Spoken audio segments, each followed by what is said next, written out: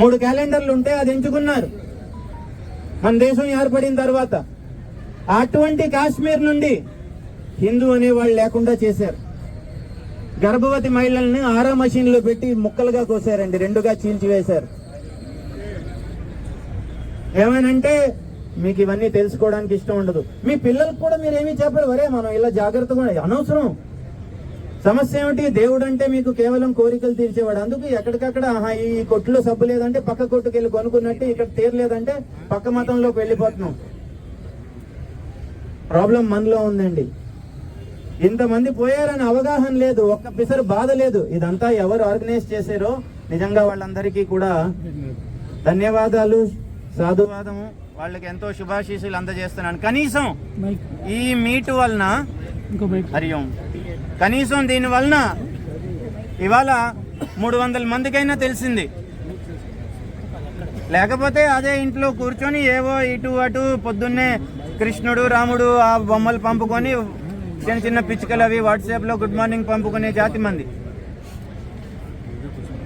మీ పట్ల మీకు అవగాహన ఉండాలి. రోజు చనిపోతున్నారు ఢిల్లీలో, రోజు రోజు రోజు ఢిల్లీయే కాదు, ప్రతి ప్రాంతంలో, దేశంలో నలుమూలలో, ప్రతి రాష్ట్రంలో ప్రతిరోజు మతోన్మాదానికి చనిపోతున్నారు. కానీ ఎక్కడ ఎవడు కనీసం మేల్కోవడం లేదు. ఐక్యం అయ్యామండి, ఐక్యం అయ్యి ఒకటై నిలబడాలి. ఐక్యం అవ్వకపోతే మీరు నిలబడడం, మీరు బ్రతకడం కష్టం. ఒక స్టేట్, దేశానికి క్యాలెండర్ ఇచ్చిన స్టేట్ నుంచి మొత్తం జనాభా తరలివేశారు, బయటికి గెంటేశారు. వాళ్ళు బయట నుంచి వచ్చి ఇక్కడ ఉంటున్నారు, బాగానే ఉంది. కానీ ఇక్కడ ఉన్న వాళ్లే బయటికి వెళ్ళిపోయి టెంట్లలో ఉండి ఇవాళకి కూడా మీకు తెలుసో తెలియదో కాశ్మీరీ పండితులు చాలా మంది నాకు తెలిసిన వాళ్ళు ఉన్నారు, శిష్యులు ఉన్నారు. అందరూ టెంట్లలో ఇక్కడ అక్కడ గుడిసెల్లో బ్రతుకుతున్నారండి. ఇదే దేశవాసులు, ఈ దేశానికి క్యాలెండర్ ఇచ్చిన వాళ్ళు. ఈ దేశానికి క్యాలెండర్ ఇచ్చిన సంప్రదాయం ఎక్కడుందయ్యా అంటే గుడిసెల్లో ఉంది, రోడ్లపై ఉంది, పేవ్మెంట్ పై ఉంది, ఫుట్పాత్ పై ఉంది. అందుకు ఇవాళకైనా ఇప్పటికైనా మేల్కోవాలి. ఎవరో వచ్చి మనని కాపాడతారు అనుకోకండి. యునైటెడ్ నేషన్స్ వెన్నుపూసలేని సంస్థ నేను నమ్మను, కానీ అలా ప్రవర్తిస్తున్నారు. హ్యూమన్ రైట్స్ హిందువుల కోసం కాదు, ఏది మీకోసం కాదు. ఈ దేశంలో ఉండే మన కాన్స్టిట్యూషన్ కూడా ఎందుకో తెలియదు, మన వాళ్ళు నోరెత్తడం లేదు. మనం కాపాడుకోవడం కోసం ఒక్క మారు కూడా నోరెత్తలేదు, ఒక్క మారు కూడా పెన్ను తీసి పేపర్ మీద పెట్టలేదు. అందుకు కనీసం ఇప్పటికైనా మేల్కోండి.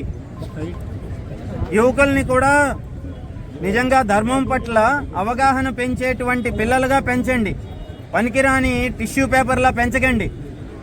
అలా కట్ అయ్యి ఇక్కడ అక్కడ రోడ్ల మీద పడున్నారు బంగ్లాదేశ్లో. మీరు అలా కానివ్వకండి మీ పిల్లల్ని.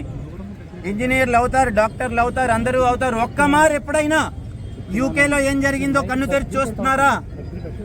రోజు వస్తుంది, వాళ్ళు ఏడుస్తున్నారు, ఈ దేశం పడిపోయింది, మా దేశం నాశనం అయిపోయిందని చెప్పి. అక్కడ కూడా ఇదే సమస్య, ఫ్రాన్స్లో ఇదే సమస్య, ప్రపంచ నలుమూలలా ఇదే సమస్య. మీ దాకా వచ్చేసింది. కానీ మిమ్మల్ని కాటేసేలోపు మేలుకోవాలి.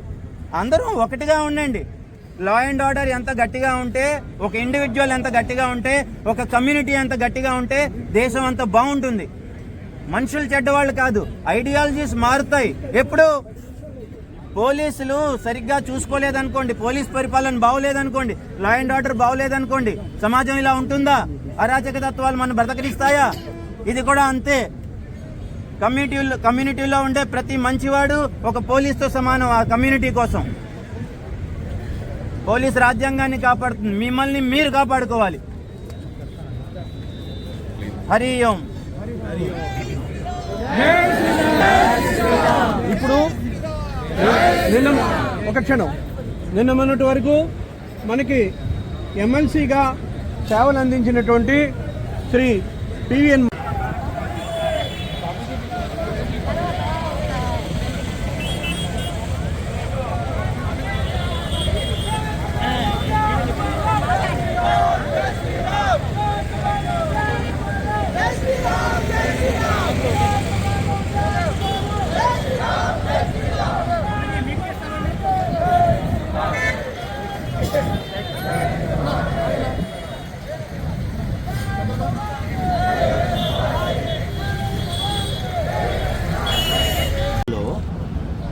more than 180 countries. చాలా మందికి తెలియదు. Indian Army is not only serving this country, Indian Army is serving peace keeping forces. Indian Army is serving the peace keeping activity in more than 180 countries through the United Nations. మన్ని అడిగితే మన దేశం తాలూకా సైన్యము, మన Indian Army తాలూకా ఎన్నో battalions, they are working in various countries for the purpose of peacekeeping activities on behalf of United Nations. అలాంటప్పుడు మన ఫోర్సెసే బయట దేశాల్లో ఉండి అక్కడ ఉండేటువంటి శాంతి భద్రతలు నెలకొల్పేందుకు అంతలా ప్రయత్నిస్తున్నప్పుడు, మన పక్కన ఉన్నటువంటి బంగ్లాదేశ్లో మనకి ఇబ్బందులు ఉన్నప్పుడు మన ఫోర్సెస్ ఎలాగో అన్ని చోట్ల ఉన్నాయండి. కాకపోతే మనలో చైతన్యత వచ్చి మనం గవర్నమెంట్ మీద ప్రెషర్ తెచ్చి, మన గవర్నమెంట్ యునైటెడ్ నేషన్స్ మీద ప్రెషర్ తెస్తే ఖచ్చితంగా వెంటనే ఆ సమస్యకు పరిష్కారం వస్తుంది. బంగ్లాదేశ్లో ప్రస్తుతానికి గవర్నమెంట్ లేదు. టెక్నికల్గా చూసుకుంటే వాళ్ళు ప్రెసిడెంట్ వాళ్ళు కూడా చెప్పింది ఏమిటంటే పాత ప్రైమ్ మినిస్టర్ రెసిగ్నేషన్ లేదు, కొత్త వాళ్ళకి ఎన్నికలు అవ్వలేదు, ఏమీ లేదు. గవర్నమెంట్ లేని చోట గవర్నమెంట్ మళ్ళీ సో అరాచకం, genocide. And this is the ఎందుకు చెప్పానంటే United Nations peace keeping council should definitely go there. United Nations should take responsibility. అక్కడ శాంతి భద్రతలు నెలకొల్పాల్సిన అవసరం ఉంది. ఎందుకంటే గవర్నమెంట్ పడిపోయింది, గవర్నమెంట్ లేదు. There is no government in Bangladesh right now. It is upon the United Nations to go there and hold talks and help establishment of democratically elected government.